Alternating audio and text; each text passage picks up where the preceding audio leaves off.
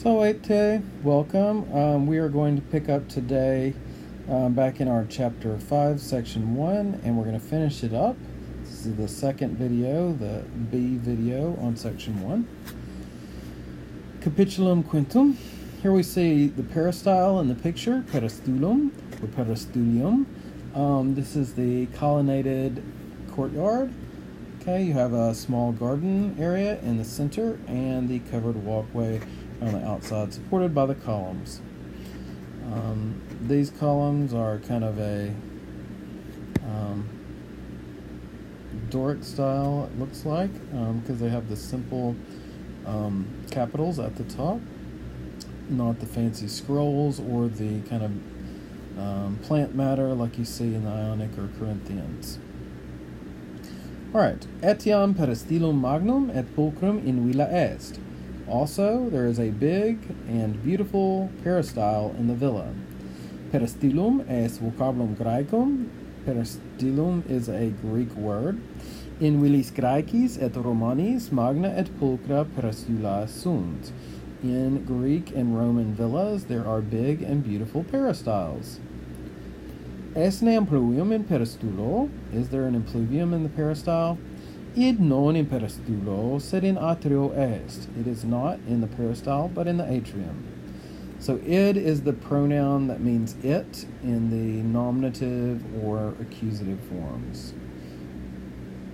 It is not in the peristyle, but it's in the atrium. That's where the impluvium is. In peristulo parvus hortus est. In the peristyle, there is a small garden. In villa sunt multa cubicula. In the villa, there are many bedrooms. Quintus in cubiculo parvo dormit. Quintus sleeps in a small bedroom. Esne magnum cubiculum Marci. Is the bedroom of Marcus big? Id quoque parvum est. It also is small. Julius et Aemilia in cubiculo magno dormiunt. Julius and Aemilia sleep in a large bedroom. Ubi dormiunt servi. Where do the slaves sleep? Ii quoque in cubiculis dormiunt. They also sleep in bedrooms. Okay, ii is the nominative plural. It's sometimes spelled with an I like here, and sometimes with an ei. The second I is always going to be long, but the e or the I that starts the word is going to be short. Ii or ei means they, so they also sleep in the bedrooms. Sunt ne magna eorum cubicula? Are their bedrooms big? Ea non magna sunt. Those are not big. Now, I want to point out something here. Ea is plural here. Now, earlier we saw ea meaning she. So sometimes ea means she, sometimes it means they or them. Here it has to refer to the bedrooms, the cubicula. Remember that short a ending can be a neuter plural if we're dealing with neuter words, like here cubicula, which are cubiculum is a neuter word, right? Or ea can be feminine if it refers to a person or thing that's feminine, like rosa or femina or so on. Okay, so ea here means they, meaning the bedrooms, but elsewhere it means she sometimes. So they are not big, meaning the bedrooms are not big, the bedrooms of the slaves are not big. Et multi servi in uno cubiculo dormiunt, and many slaves sleep in one bedroom. So they have to share a lot. Etiam ancillae multae in uno cubiculo dormiunt. Also, many slave women sleep in one bedroom. Neque ei magna cubicula habent. Nor do they, ei, have big bedrooms. Now, I'm pointing out here, we had ei or ii up above for they, masculine plural. Ei, notice, has the plural feminine ending, ae, which is pronounced I.